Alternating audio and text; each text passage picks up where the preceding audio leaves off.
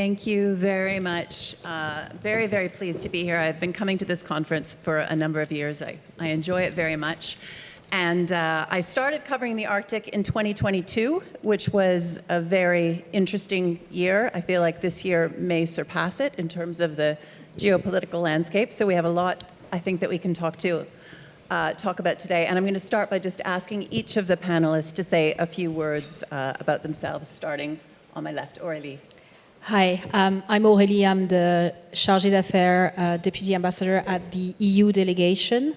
And I've arrived in Canada only a few months ago, so I'm pretty new to Canada, but not new to the Arctic because I was dealing with the Arctic in a previous capacity starting from 2013. Good afternoon. My name is Matthew Coates. I'm a naval officer in the Royal Canadian Navy for just over 30 years. And my connection is based on my previous deployment. I returned home just before Christmas after commanding NATO's High Readiness Task Group in the Eastern Mediterranean. So that was my connection to NATO and my time as a naval warfare officer operating either in the Arctic or with multiple alliances. Hello everyone, what a splendid room. My name is Tjorven Bellmann. I'm the German ambassador in Canada, or 50% of the German ambassadors, as my husband and I are job sharing. We arrived in the summer. That should get some applause right there.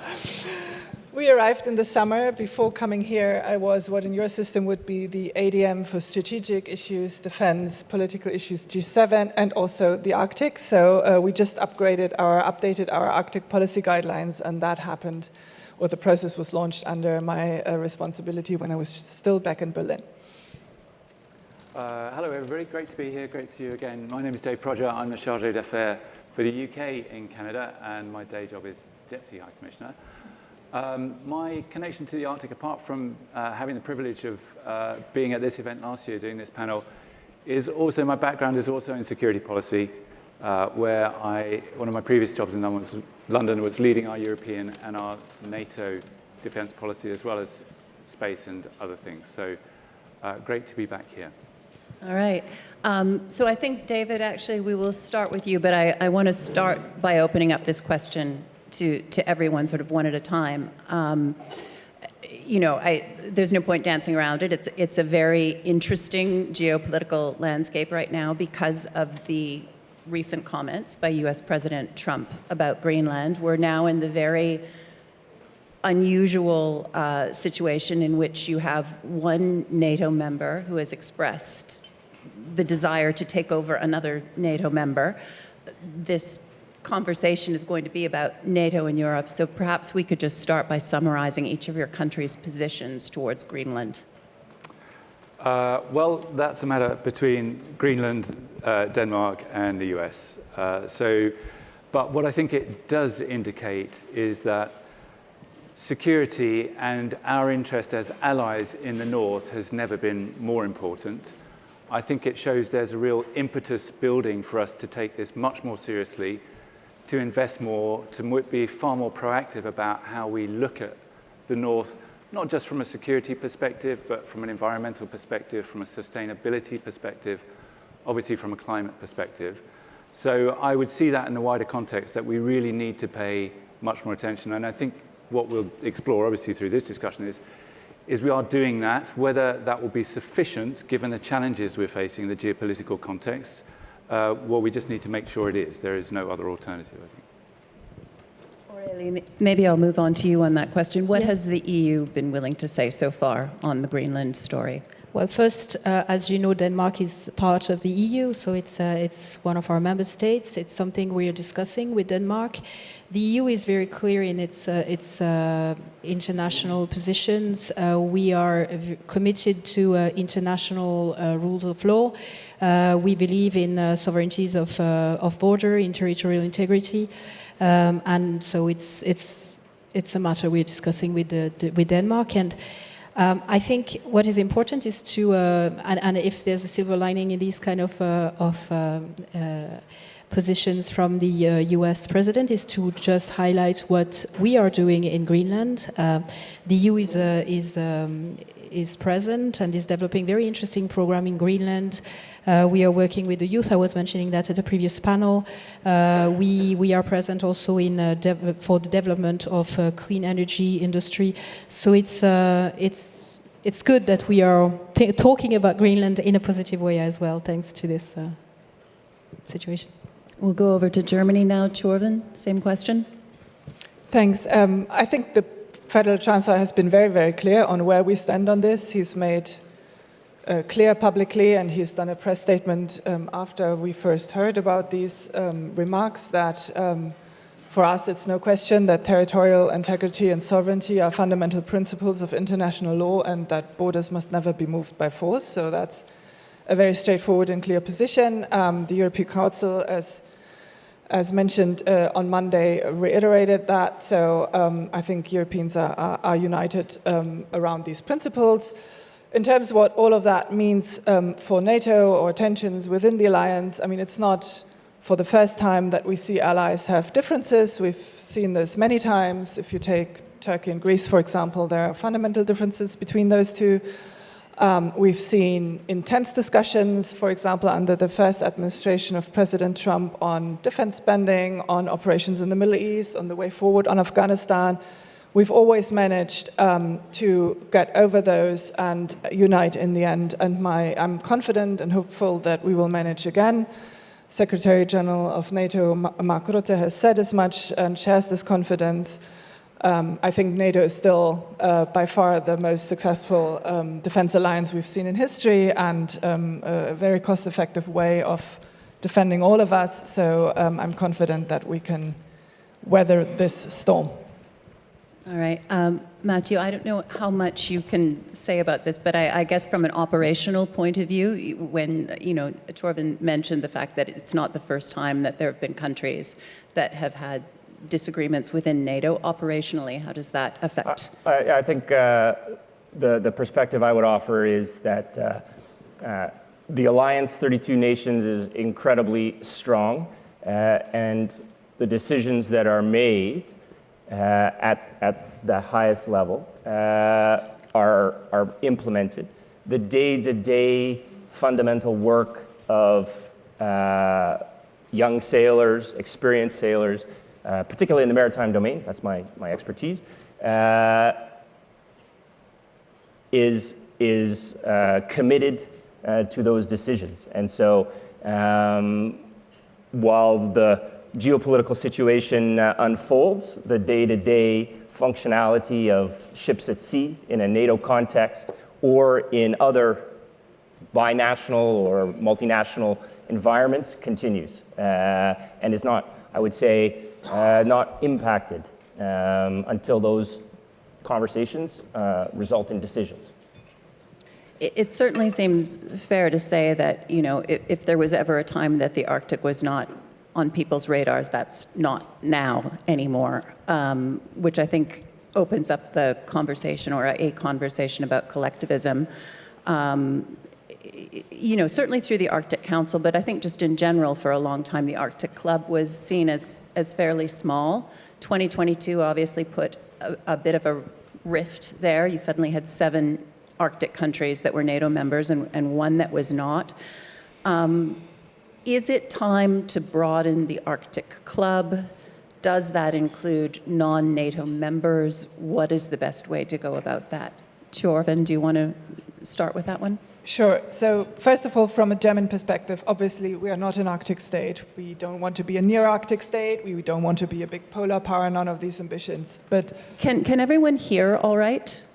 Just, I wonder if you point your mic more like that. So we are not an Arctic state, and we don't have any ambitions like being near Arctic or anything like this. But of course, the Arctic for us has great significance, be it because of the climate piece and how fast and so much faster it happens, climate change happens in the Arctic. We are a world-leading Arctic research nation, and want to help understand how climate change works and what we can do to mitigate it. And also in terms of security policy, the Arctic has become much more of a playing field of late. Having said this, and you will, if you read this document, you will see that Zeitenwende and the geopolitical tensions that we witness all over the globe, but especially in the Euro-Atlantic area, features heavily in this new iteration of our Arctic policy guidelines. Having said that, we still believe the Arctic Council is of great importance. We will support the Norwegian chair as best we can in keeping up this format. We want to engage, we are an observer for decades and want to continue to engage in this format. The Arctic Council has always been one that has not dealt with hard security, and the formats that we used to have, formats of cooperative security, Arctic CHOTS, and together with Russia, all of that is gone for good reason, given that Russia has been waging a war in Europe on Ukraine for all these years.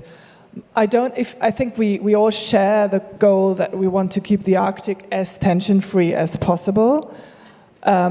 My fear is that cooperative security at the moment has its limits.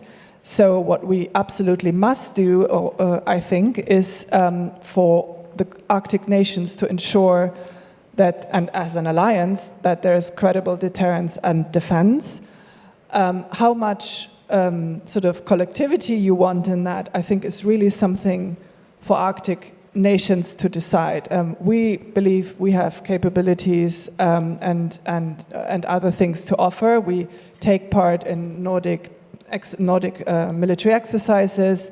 Our CHOT takes part in Nordic CHOTS. We take part in NORDEFCO. All sorts of formats.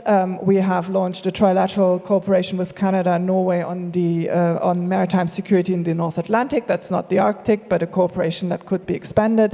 So I can think of many ways what could be done. And I think also NATO potentially has things to offer, from analysis of the security field to gap analysis to possible joint procurement. So I think if you're creative, you can find ways how to bring the alliance even more to bear. In terms of the European side, command structures are being adapted. We will set up personnel and structures and the defense plans. The North American side of that usually, so far, is done through NORAD.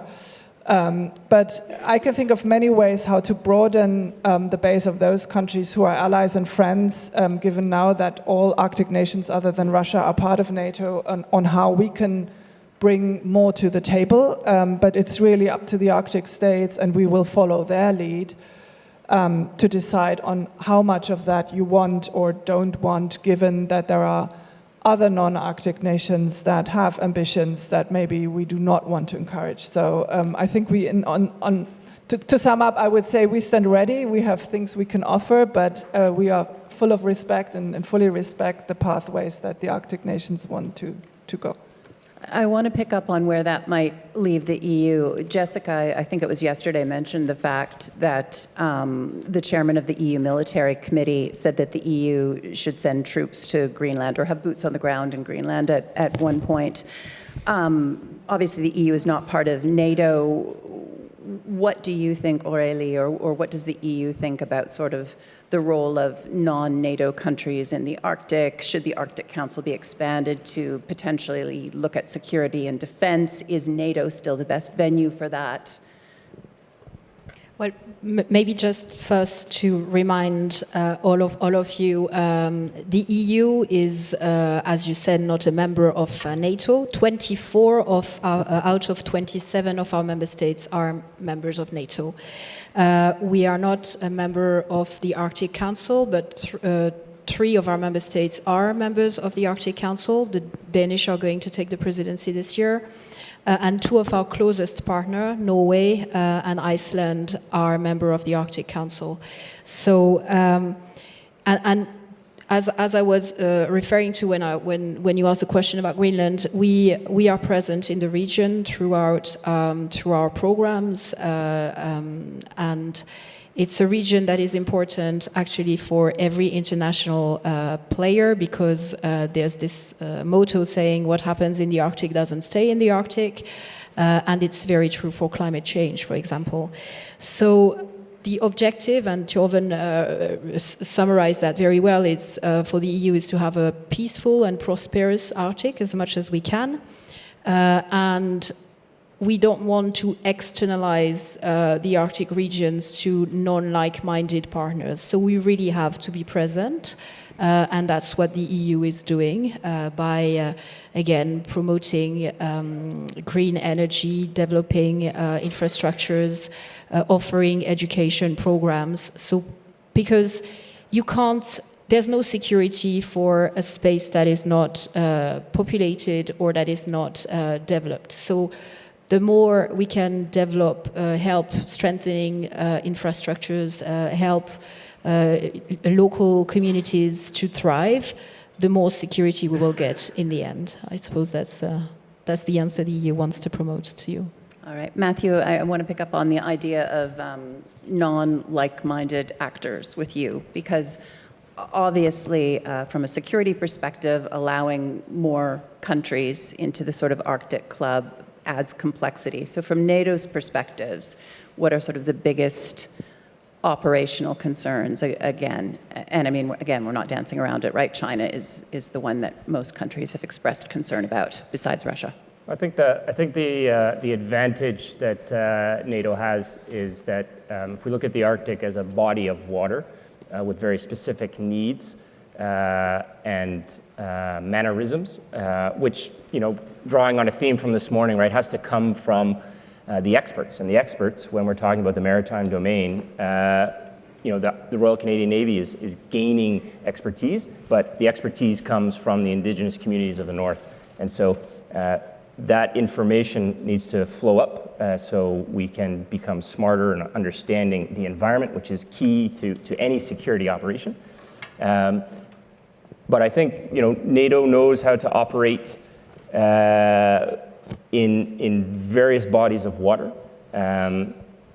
how to communicate, how to understand, because it's not just a military action that NATO is looking to achieve. That's actually what they're trying to avoid. And so building those relationships across what is predominantly NATO countries in the Arctic is fundamental to collaboration and communication, which are two themes that we're talking about this morning as well. And I think it's just it's an opportunity to use the SWOT piece. There's an opportunity to draw from the expertise that happen to be in NATO countries to develop that which is needed in the Arctic. The government will determine, in this case, Canada's strategy on the north, what aspects are part of that, but then there are others involved as well. And so when it comes to surveilling bodies of water and the mannerisms that can be done, NATO has expertise in that, but it needs to be aligned with the objectives and the expectations of those that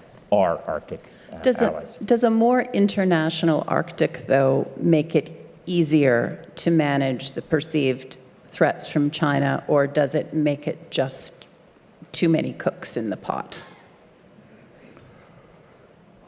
I think it's probably a double-edged sword. The more people that are part of alliance, when we look at the capability of NATO and 32 nations, the perspectives, the views are extremely important. At the end of the day, the ability to implement is key. But I think what I have seen in my experience is those decisions are made at the highest level. Once they're made, the ability to move forward can be much faster, notwithstanding conversations about procurement and things of that nature. But a lot of that groundwork already exists in terms of relationships. So not sure we were going to talk on NORAD, but there are two nations that are part of NATO. And so the day-to-day operations of... Two nations that are part of NORAD. Are part of NORAD, yeah. The day-to-day operations that exist between, in this case, Canada and the United States, or Canada and other NATO countries, that intent has been presented by, in this case, the Canadian government, and so we enact on that. We build those relationships and collaboration, and so it really needs to be aligned with the ultimate objective and how to get there. As Madeline and Jessica mentioned, how do we actually get to that road? I think is a really good opportunity with the nations that are willing to do that today. David, I want to get your thoughts as well on collectivism, a more international Arctic, and how you sort of manage who you want in the club and who you don't want in the club while making the club bigger. Yeah. Well, I think really we shouldn't lose sight of why we're talking about security in the Arctic. And it's not just for security's sake. I mean, we are the Arctic's nearest neighbor. What we're seeing Russian submarine activity, which is at Cold War levels. We're seeing Cold War bases being brought back in. We're seeing joint exercises with China, including nuclear submarines under the polar ice caps. We are seeing, and we have seen this before, both in Georgia and Ukraine, that Russia does think about this in terms of its own borders and its own geostrategic interests, and it will be pretty self-interested in the way it goes about it. We are 1/3 of the Greenland, Iceland, UK, North Atlantic sea routes. We have to protect our interests, and this is why we are thinking about it so actively, and this is why we are obviously working very hard with our NATO allies to make sure we are very clear about what the level of risk is and what it is we need to be protecting. But what I would say is in our Arctic policy framework that was refreshed just a couple of years ago, security is one of the 4 pillars. The others are partnership through collaboration, to the point about collectivism, protection of the environment and the Arctic peoples, and economic opportunities. And we shouldn't lose sight of those other 3. So I think what we would ask of any partnership in the Arctic is better understanding how the Arctic is changing and what that means for us. Opening up the Northwest Passage could reduce transit times between 10 and 12 days between Europe and Asia, or East America and Asia. You know, there is a huge economic win there, provided we do it in a responsible way. And so we would call on any country operating in that environment to make sure they do it in a way that supports peace and security, that upholds international law, and also models international standards and best practice, including on the environment.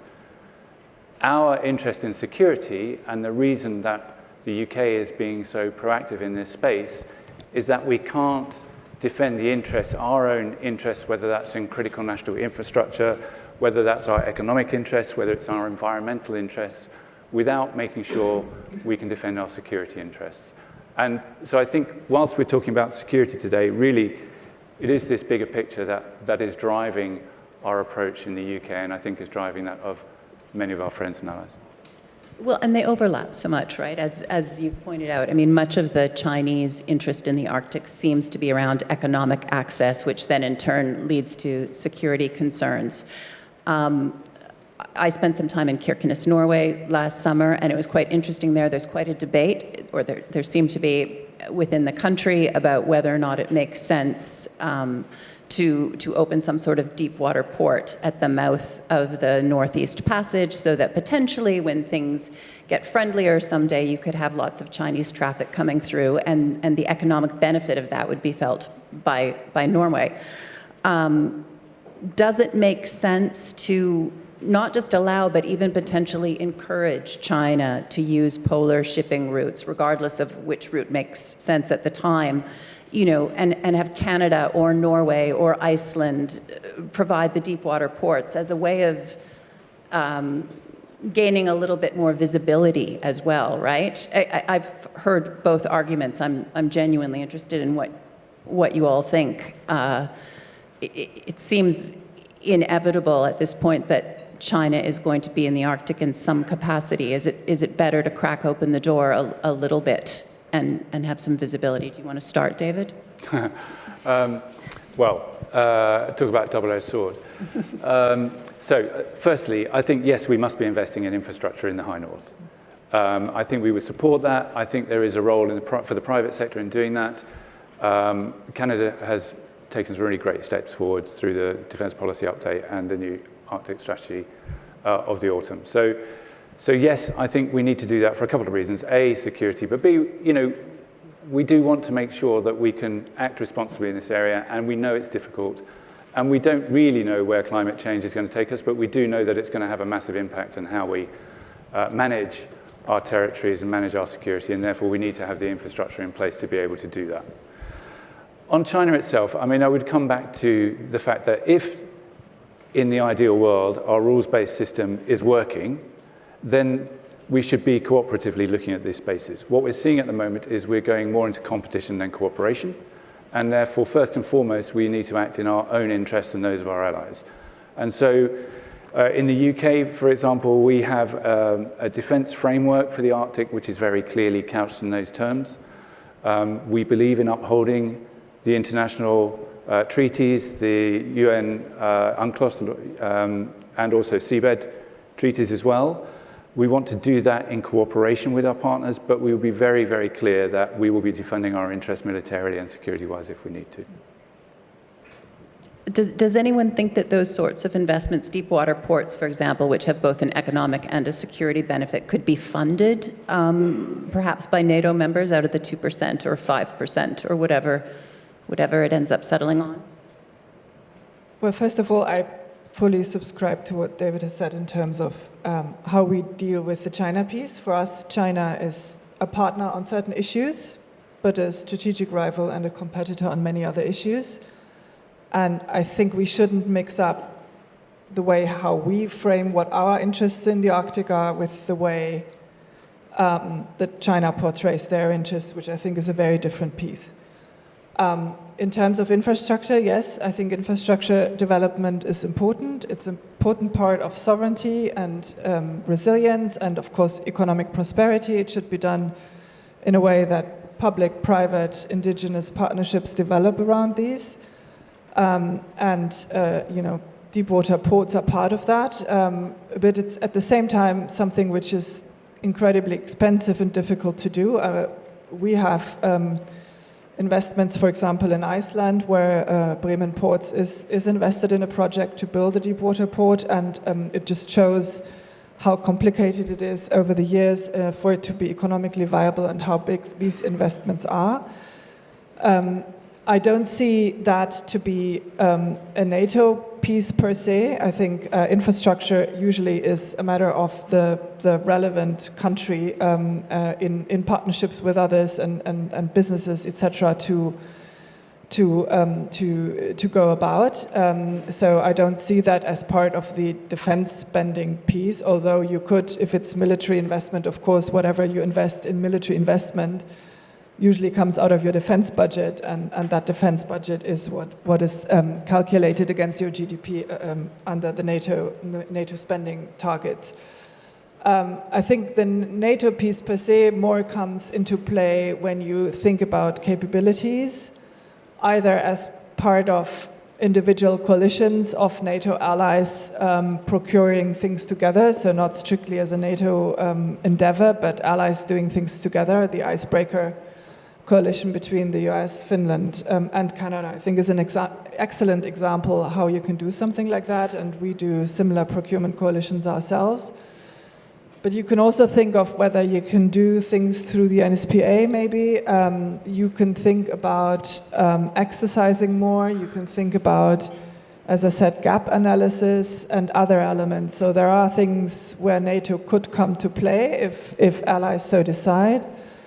The infrastructure piece, I think, is not strictly speaking something we would usually do through NATO procedures. But I think it's time for creative thinking, and certainly infrastructure is an important element in also economic development for the regions at stake and the people who live there. Yeah, well, certainly we've seen China and Russia partner together, right, to help finance dual-use infrastructure. So, I do wonder if it makes sense for multiple countries or even for NATO to sort of take a similar approach as a way of reinforcing collective security. Aurélie, do you want to comment on that, and then you as well, Matthew? maybe on infrastructure that can have an interest for economic development, but also security. I can talk about several projects that the EU has. We had a very interesting panel yesterday about cables, and connectivity is a very important aspect of development, economic development in the Arctic, but also very important, of course, for Europe. So we are working on the possibility of, for example, sea cables between Europe and Asia passing through the Arctic regions. We also have programs on satellite observations, for example, which we use for climate change purpose, climate change monitoring purpose, but I mean, it's satellite observation. We track permafrost as well. All these data are very important for economic development, for climate change monitoring, but also for security. So that's, I suppose, a way of seeing your question, of answering your question. On China, I'm just not going to repeat everything that David and Tjorven has said, because it's basically exactly the EU position. We see China as Tjorven said, a partner, a rival, and a competitor, the three at the same time. And that's exactly what we see in the Arctic. So, I mean, the Northern Passage is an economic way of bringing your goods from a continent to another. I mentioned the fact that I started working on the Arctic in 2013. That's the year that Iceland signed a free trade agreement with China. It's also, I think, the year that China decided to be an observer to the Arctic Council, if I'm not mistaken. So that's we've been monitoring China's interest in the Arctic for several years. As far as a rival is concerned, we also, and David mentioned that, really paying close attention to what China is doing with Russia, especially because, as you know, Ukraine is of essential importance for Europe. So we are watching that, and again, we are dealing with China on those three under those three pillars, like partner, rival, and competitor. And again, partner, rival, and competitor is exactly what we see in the Arctic. And if I may, don't forget, we're seeing Russian and Chinese strategic bombers near Alaska flying together. So I think the message that comes out of that is very clear. Well, I mean, that happened, I think, a day or two after the Pentagon released its Arctic policy. So even the timing seemed quite obvious.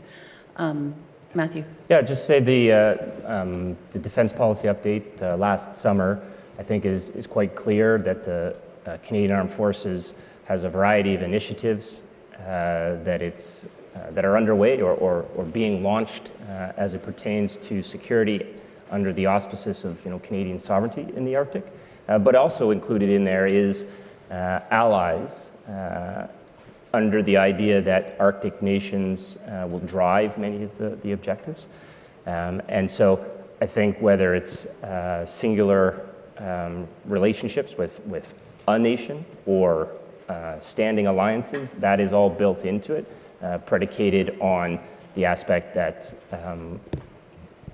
those initiatives that, whether it be the ability for F-35s, AOPVs, the Arctic Offshore Patrol Ships, to patrol and be present, and the infrastructure needed for all of that, and how that is developed in Canadian industry and through the expertise of the Indigenous communities and businesses that operate up there.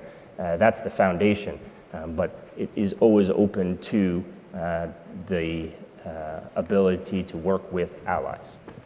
Okay. And I have another one for you. You can choose whether you wear your sort of NATO expertise hat or your Canadian hat. But I do want to ask you a question about the Northwest Passage. So Canada obviously considers it internal waters. The US considers it international waters. Again, from a sort of collective security perspective, would it be easier or more difficult to kind of maintain some control over those waters if they were designated internal to Canada?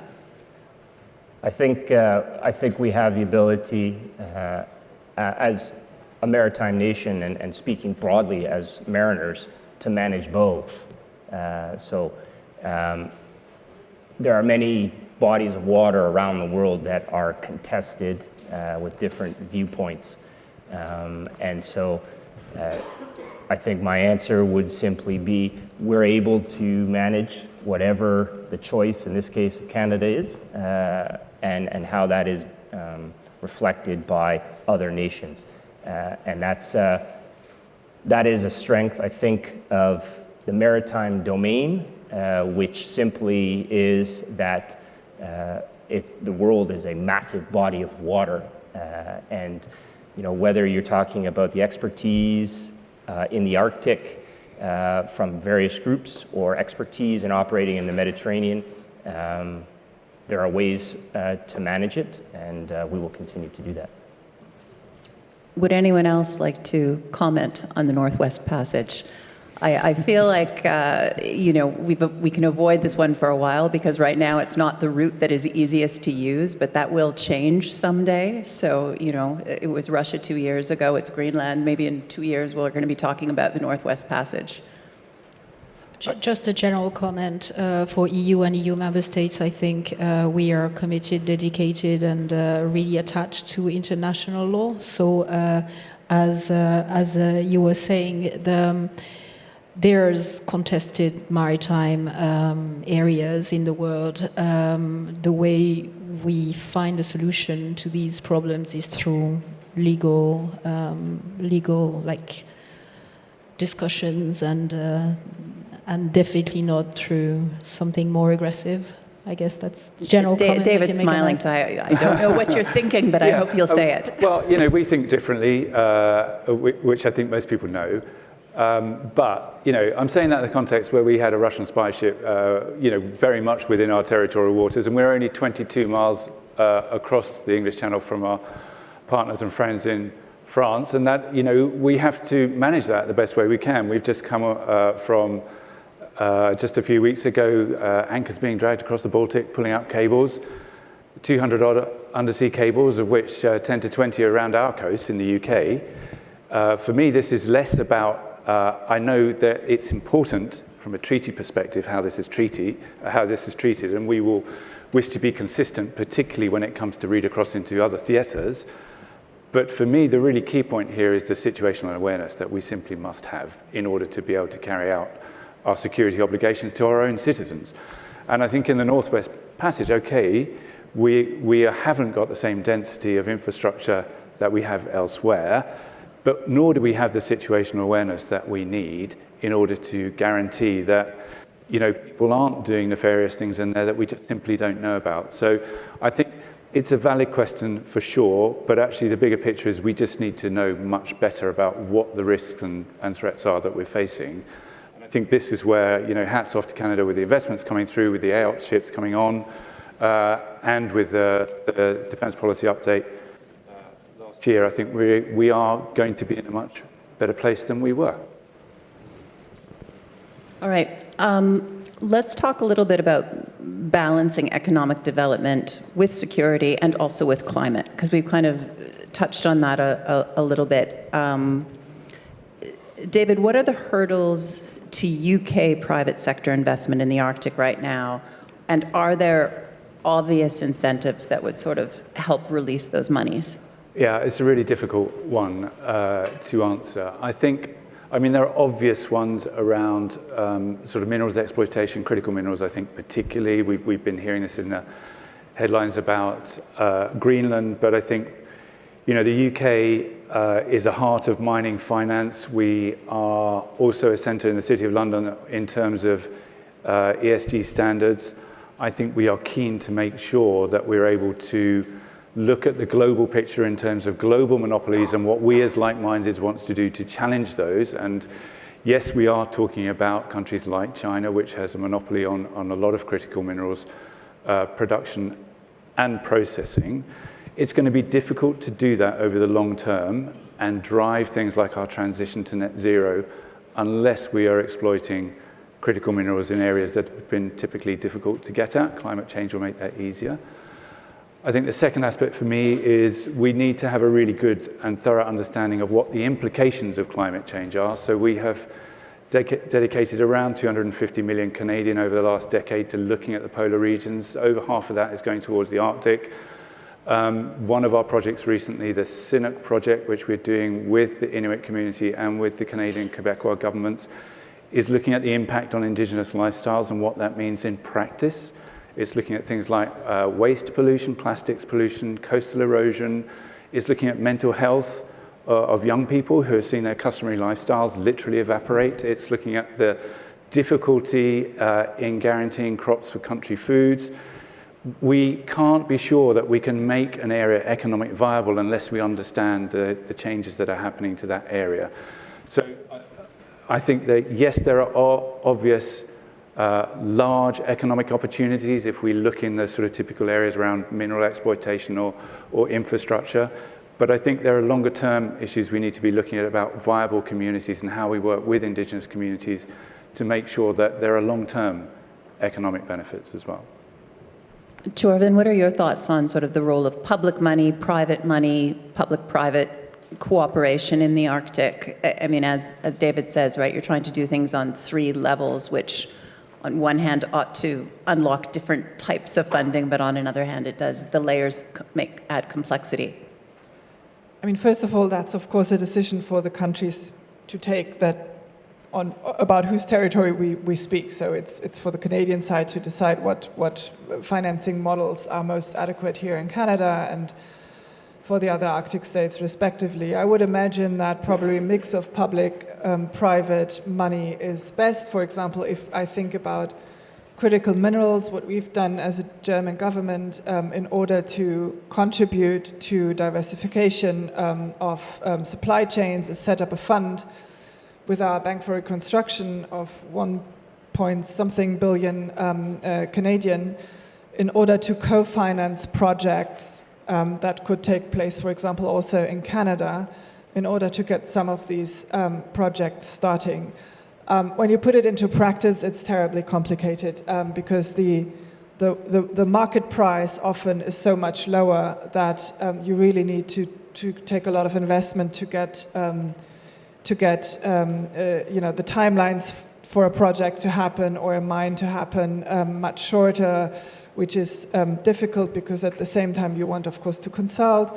And until it's economically viable and the price can halfway compete with the world market, there has to go a lot of investment in there. So I think we need a sort of a combination of public and private money, but also we need, I think, in the G7 and other fora, a conversation about secure supply chains combined with a lot of investment which has to be sustainable and in partnership with Indigenous and local communities to actually try to benefit from some of the potential that is definitely there.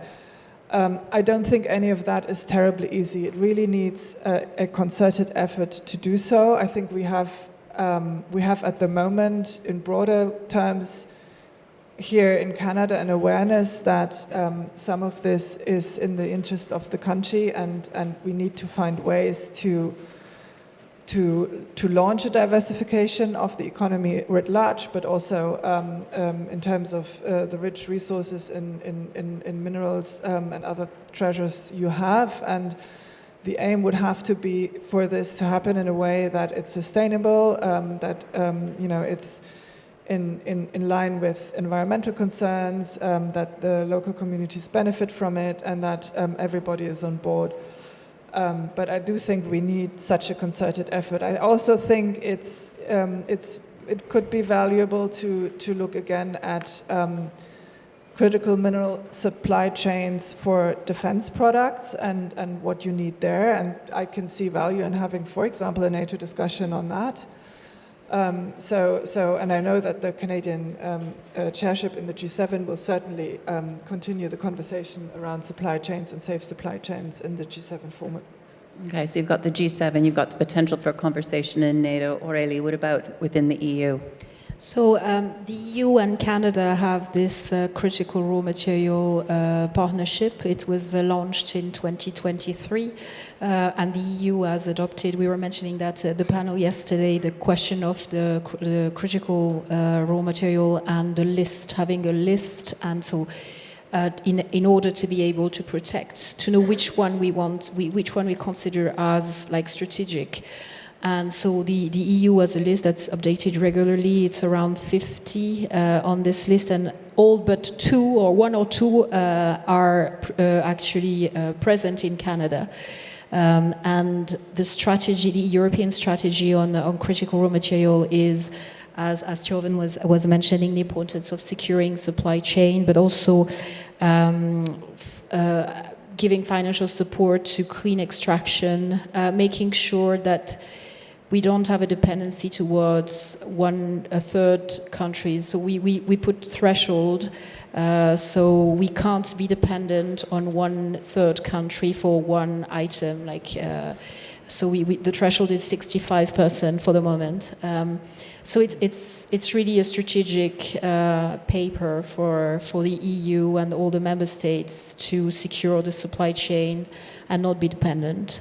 And Canada for the EU is like an exceptional partner, because we are working together. We share the same values. Extraction, the clean extraction is also very important for Canada. So we are really working together very closely on these issues. Yeah, and supply chains obviously can very quickly become a defense issue, a NATO issue. Matthew, in Canada especially, you're well aware, Arctic infrastructure has to serve multiple purposes because it just costs so much and it's so difficult to build. So what are your thoughts on the best way to manage that? And are there examples that you've seen outside the Arctic that could maybe serve as models for how that can work? I think there's, in terms of funding and finance, I think we'll leave that one aside.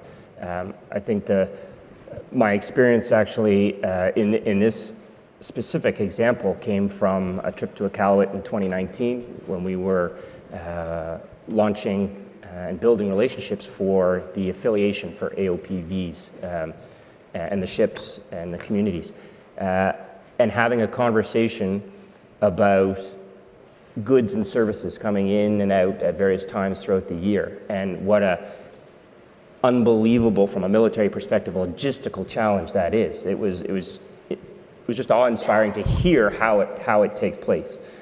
My point being is that that knowledge, coupled with the security aspects that the Canadian Armed Forces brings to bear, has to be paired against the skill sets of industry, as we mentioned earlier, how to build in that environment.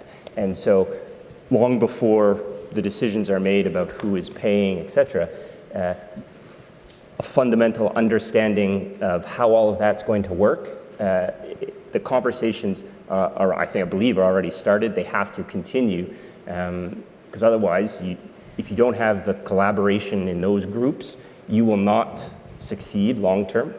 You'll get a short-term solution, and it'll need to be repaired, rebuilt, or something or other in the future. And so that is critical to long-term success in that infrastructure. And on top of that, it doesn't, I don't believe, make sense to have a jetty for the local community, a jetty for the Canadian Armed Forces. It's not reasonable, and so right off the bat, the lowest common denominator is the expertise on the ground, the objectives that we're trying to achieve, and building that aspect together. And I think that's where the collaboration is key to success. I'm not naive. There's challenges, in bringing financing into that. But if we want to succeed, then you've got to have that fulsome conversation at the beginning for long-term success, not a short-term solution, as we were discussing earlier in terms of building a house and it's not properly positioned. You're wasting somebody's money. The question is, whose money is it? But ultimately, it won't work. Right, or it's positioned until the permafrost melts, and then it's, tilted on an angle. We've got about 10 minutes left, so I'd like to open it up to questions from the floor. If you would like to address your question to a specific person, please say their name. Otherwise, we'll let whoever wants to pick it up. We've got one over here.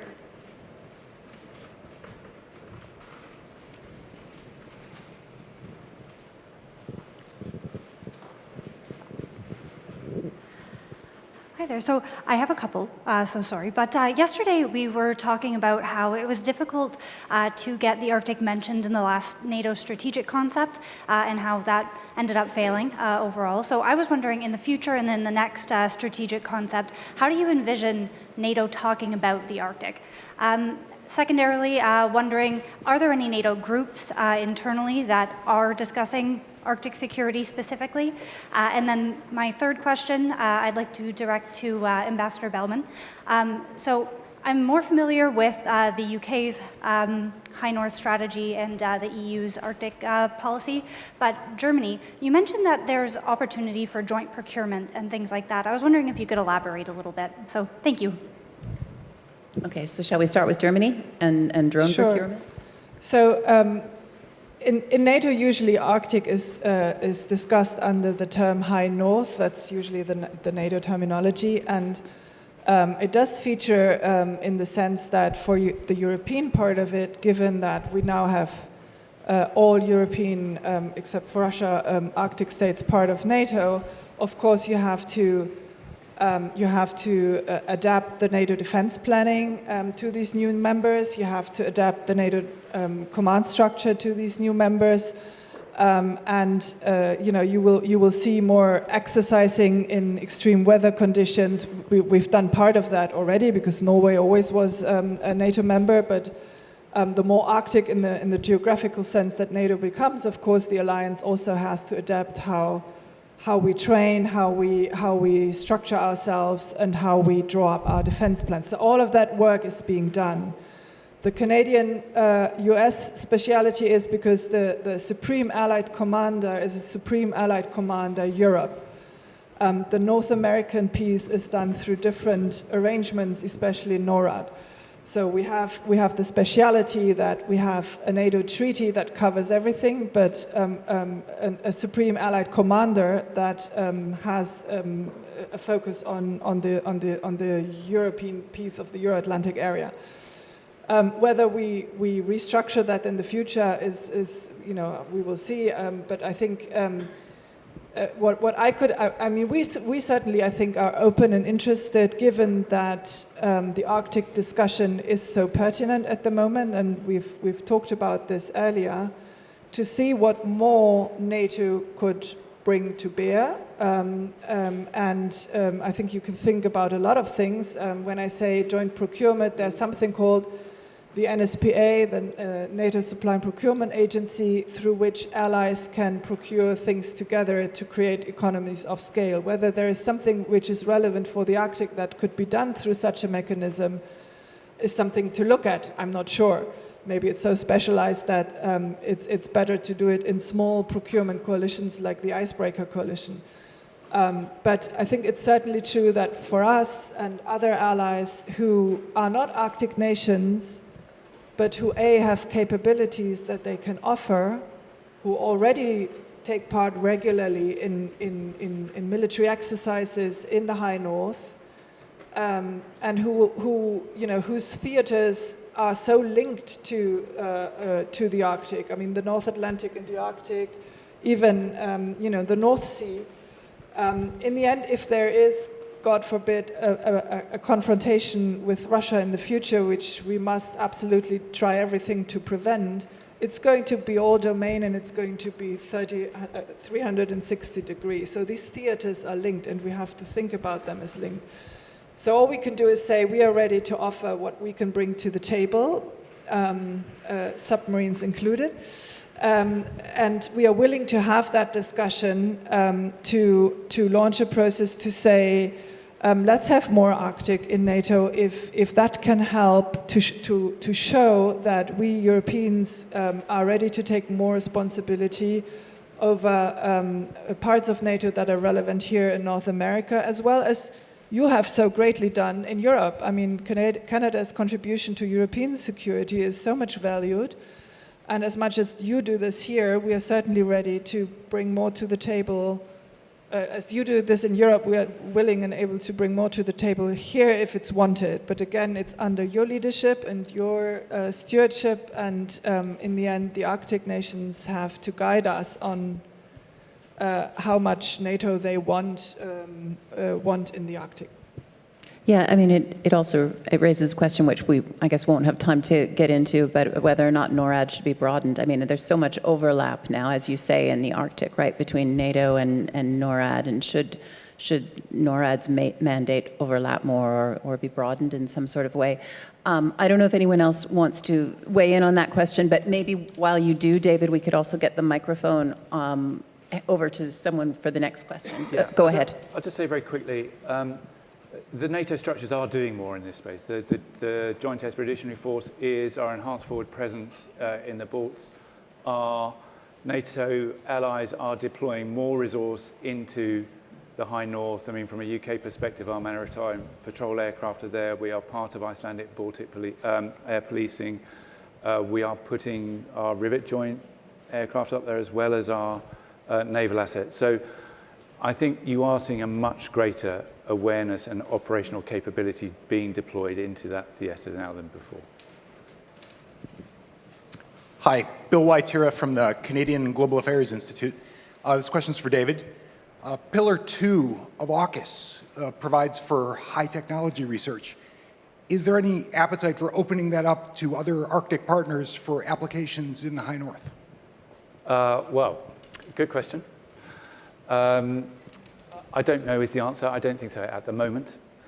How it looks over the longer term, you know, let's not forget that AUKUS is very much about submarines and about cooperation in a different theatre. Pillar 2 is very much, I think, about looking at the capabilities that we're going to need to make those as operationally as effective as we can be. That is less developed, and the thinking on that is less developed. I think there is an opportunity, this is my personal view here, that where we have technologies that are going to be widely applicable, particularly into the AUKUS, but much more broadly, then there's a great opportunity to cooperate, and we can call it under Pillar 2, or we can call it with allies. You'll have seen some of the sort of public acknowledgement that Pillar 2, you know, and the Prime Minister actually said that Canada wanted to participate in that. So I think, you know, there are opportunities provided with developing the right kind of capabilities. And I think this is where allies need to come together, and we can look at across the capability spectrum about how we want to do this, whether this is from everything from kind of quantum comms, quantum sensing, AI, logistics, subsea, hypersonics, you name it, it could all have an application in this field. Are there any other questions? The Ambassador. Maybe just a short comment on NATO's presence in the Arctic. I mentioned it yesterday that, at least for Iceland, NATO has been very present for a very long time. Air policing, as David mentioned, has been taking care of NATO members for quite a few years. NATO has been a part of the Northern Viking exercise, the biennial, for a long time. So at least on that part of the Arctic, it's been very present for a very long time. The question is, maybe Canada and the US. I heard someone say at a conference last year that maybe Canada should, I can get your perspective on that, Canada should kind of stop looking at NATO that happens over there and see NATO as something that happens over here. So maybe I can get a view on that as well. Would any of you like to pick up on that idea? I'm going to be an objective observer. Should Canada be focusing more on seeing NATO as something that perhaps should be more present over here, or the other way around? I would just offer that from an exercise perspective, we're constantly exercising with NATO partners. It's actually the strength that allows us to respond rapidly and quickly without a warm-up or a practice before having to go and execute an operation. And so that's part of what we do on a regular basis. It's built into our Arctic strategy to continue that with the various exercises that are both Canadian-led and from a NATO perspective in Europe. So I think we will continue to do that. You know, historically, NATO moves warships around based on where the need is. And so you don't have to go back too many years, and those NATO task groups would spend time off the eastern seaboard. now. They're predominantly in other areas of the world based on the need. So I think it's a constantly and ever-evolving dynamic. I should know this, but I don't. Are there joint NATO-NORAD exercises? I don't know by the letter of the law, because it comes back to there are exercises that involve NATO countries. And so whether or not it's a NATO-led exercise or it involves NATO partners, there's vernacular there that is slightly nuanced. All right, I think we are at time, and I mean, we've got a couple of minutes of extra if anyone has anything else they would like to say. Aurélie? Just maybe to point out on NATO and Canada, the EU joined recently as an observer the Center of Excellence on Climate Change from NATO that's based in Montreal. And I suppose one of the conclusions of this panel is the importance of the climate security nexus. And I think this Center of Excellence is a very good example of this relationship between climate and security. All right, we'll leave it there. I'd like to thank all of you very much for your time, and yeah, looking forward to the next session.